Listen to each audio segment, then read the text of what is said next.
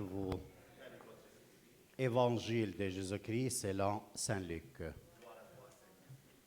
En ce jour-là, Marie s'est mise en route et se rendit avec empressement vers la région montagneuse, dans une ville de Judée. Elle entra dans la maison de Zacharie et salua Élisabeth. Or, quand Élisabeth entendit la salutation de Marie, l'enfant tressaillit en elle. Alors Élisabeth fut remplie d'Esprit Saint et s'écria d'une voix forte, « Tu es bénie entre toutes les femmes, et le fruit de tes entrailles est béni. D'où m'est-il donné que la mère de mon Seigneur vienne jusqu'à moi? Car lorsque tes paroles de salutation sont parvenues à mes oreilles, l'enfant a tressailli d'allégresse en moi.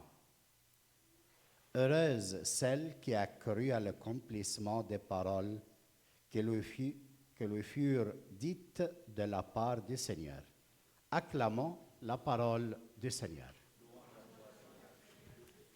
Asseyez-vous. Alors, mes frères, nous sommes arrivés à la 4e. Premièrement, je vois Samir et Joséphine, vous êtes les bienvenus de la Salama. J'espère que tout va bien. Et je vous disais que nous sommes arrivés à la 4e dimanche des temps de l'Avent. Et de journée 17 de décembre jusqu'à 27, c'est la neuvaine dans laquelle on se prépare pour la naissance de Jésus. Mais Jésus, est-ce qu'il naît chaque jour, chaque année, à 25 décembre? Non. Jésus est né une fois et c'est fini. Et alors, qu'est-ce que nous sommes en train de faire? Nous sommes en train de vivre la naissance de Jésus-Christ en nous-mêmes, dans nos vies. C'est pour cela qu'il y a toute une période de 4 dimanches qui nous prépare à la venue du Seigneur. À la venue du Seigneur dans notre vie. Alors la question c'est, est-ce que ces dimanches, ces semaines qui sont passées, ont servi pour que je puisse faire une expérience, que j'ai rencontré Jésus-Christ et il est venu à moi et je l'accueillis? Ou encore mes intérêts sont avec les choses matérielles, les cadeaux, l'arbre, les je ne sais pas quoi, les vêtements nouvelles, la maison et préparer les choses, les soupers de Noël et l'accueil des personnes. Nous voulons que la maison soit pleine de monde. Alhamdulillah, tu ne peux pas accueillir que 10. Et alors, où va ton libido, ton énergie pour préparer la venue du Seigneur? Dans les choses extérieures, l'apparence, l'accueil, le souper, ou vers une vraie rencontre avec Jésus-Christ qui est né dans ta vie et que tu fais l'expérience qu'il t'enlève tout stress de la vie. Et il t'enlève toute préoccupation. Parce que tu fais l'expérience qu'il est à la première place dans ta vie.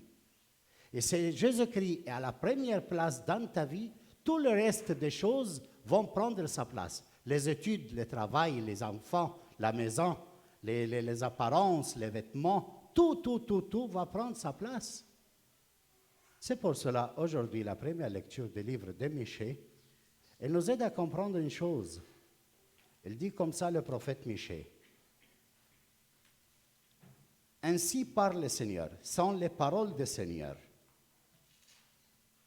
Qu'est-ce qu'il est en train de dire le Seigneur? Toi, Bethléem, Ephrata. Bethléem, qui est Bethléem? C'est un petit village dans la zone de Nazareth.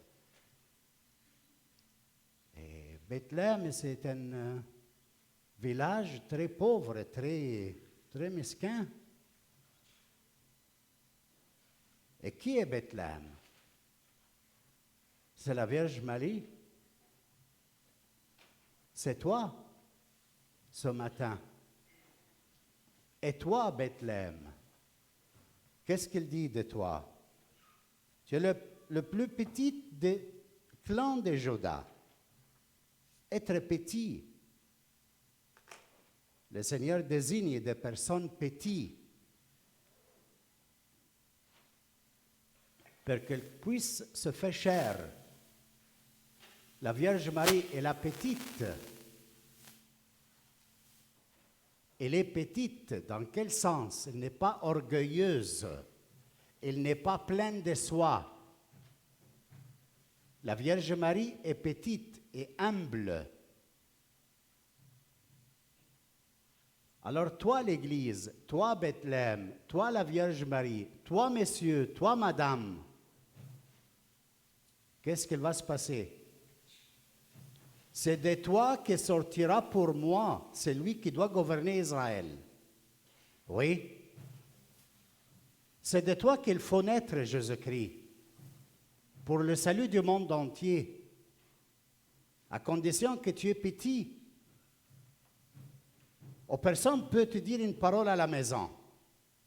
Personne ne peut manquer quelque chose vers ta majesté.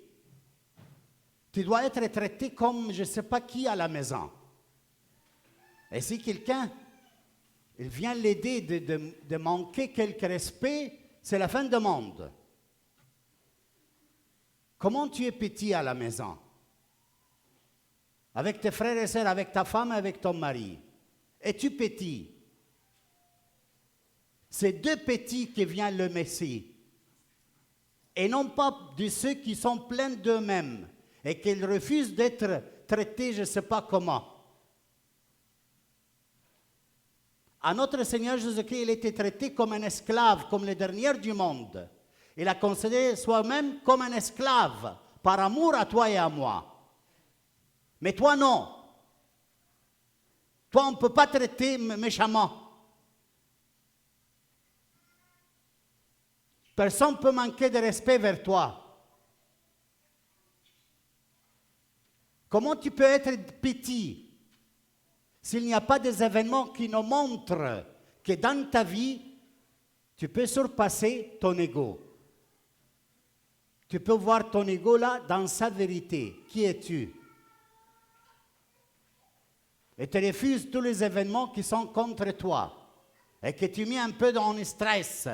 Non. Bon, regarde quel stress.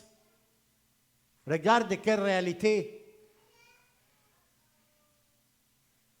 Non, on oblige à la maison qu'on doit être respecté par notre droit. Eh bien, c'est sûr, parce que tu es. C'est de toi qui sortira pour moi celui qui doit gouverner Israël. Comment de toi peut naître le Messie qui peut gouverner sa maison?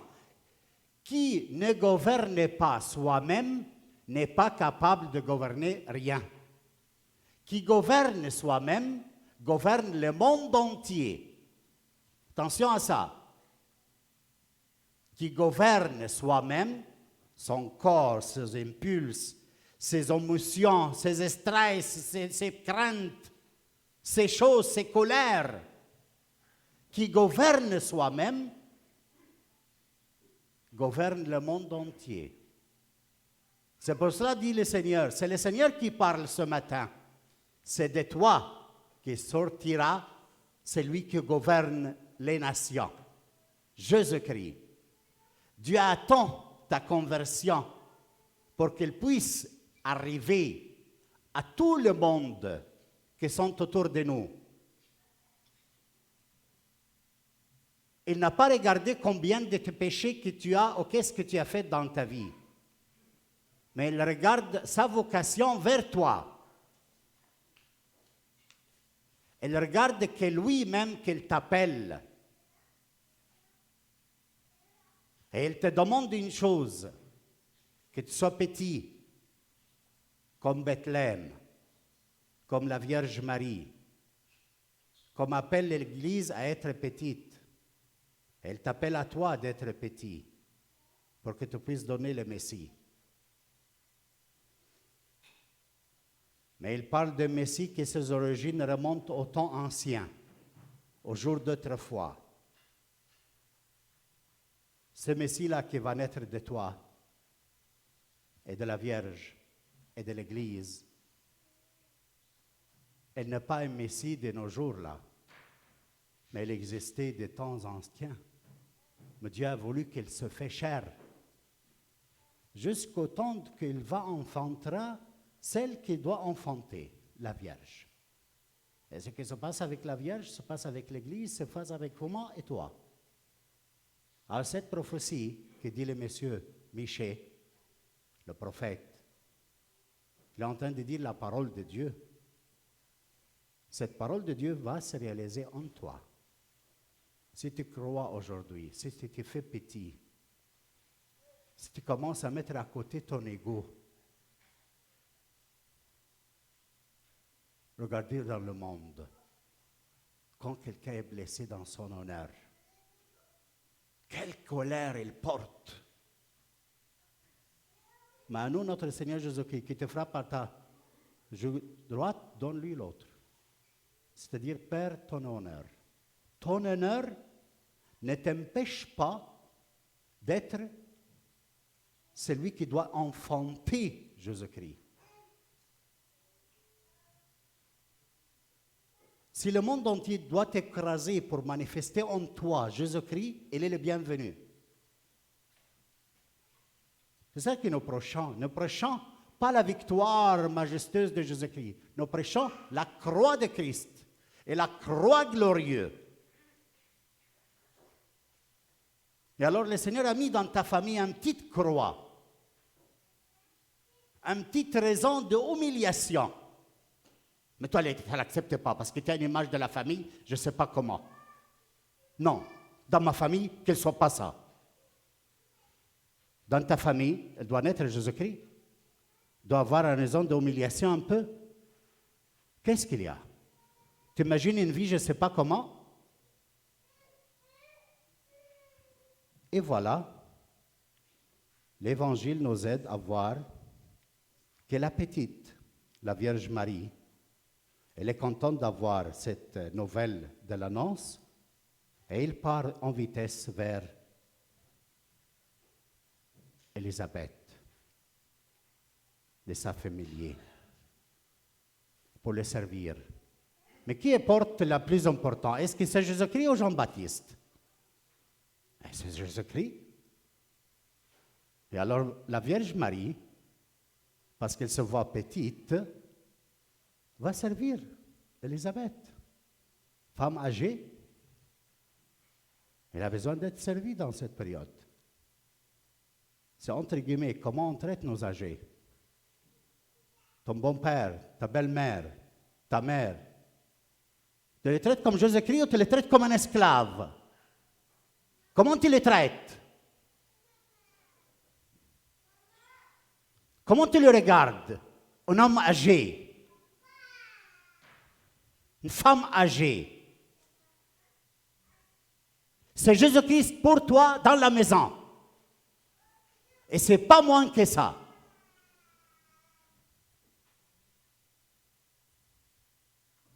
La Vierge Marie va servir Élisabeth. Elle porte Jésus-Christ. Elle va servir Élisabeth qui porte Jean-Baptiste. Conséquence, l'enfant en elle se tressaille de joie. Elle reçoit la grâce. Elle reçoit la grâce de Dieu dans cette visite. Cet événement de la Vierge Marie n'est pas descendu comme ça. Une fois, je dois vous parler d'où il vient cette visite dans l'Ancien Testament. Parce que l'Ancien Testament, c'est la parole de Dieu annoncée pour qu'elle soit réalisée dans le Nouveau Testament. Et alors, cette visite, elle a son origine dans l'Ancien Testament. Surtout, allez chercher, une fois on va parler, dans la visite de l'Arche de l'Alliance à David. quand elle est entrée, il a dansé autour. Tout ce qu'il a dit la Vierge Marie avec Élisabeth, David l'a dit pour l'arche de l'Alliance quand elle est entrée chez lui. Une fois, on va faire la comparaison pour voir que la parole de Dieu dans le Nouveau Testament ne vient pas comme ça, mais elle est la réalisation de la parole de l'Ancien Testament. Courage. Quatrième dimanche de temps ordinaire, de temps de l'Avent, vient nous aider à quelque chose, voire deux choses. Si tu es petit et quelqu'un peut manquer vers toi quelque chose, tu peux l'accepter. Si tu peux acquérir la croix que le Seigneur t'a donnée à la maison, parce que c'est l'origine de vie, c'est le lieu où se manifeste que tu es fille de Dieu et que tu es fils de Dieu. La petite croix que tu as. Et la deuxième chose, servir. C'est pour ça que je vous parle des anciens, demande qu'ils ont besoin d'être servis. J'espère que le Seigneur te donne quelqu'un âgé pour le servir et le traiter comme Jésus-Christ. C'est la façon qui nous prépare à avoir Jésus-Christ au nom. Ça, c'est la naissance de Jésus-Christ. Et non pas seulement les façades, le repas ou je ne sais pas quoi, comme je vous disais au début. Non, pas comme ça chez nous. Chez nous, il y a une autre chose. L'homme de l'esprit en train de grandir et l'homme de la chair et ses capacités se diminuent. Grâce à Dieu que notre corps, on expérimente qu'il devient plus faible, plus mesquin. Il a besoin d'être traité d'une façon pas comme l'autrefois. Que nous manifeste que nous sommes en train d'aller vers la patrie. Mais l'homme de l'esprit grandit, devient mature. Grâce à que tu deviens petit, et le Seigneur habite en toi. Amen.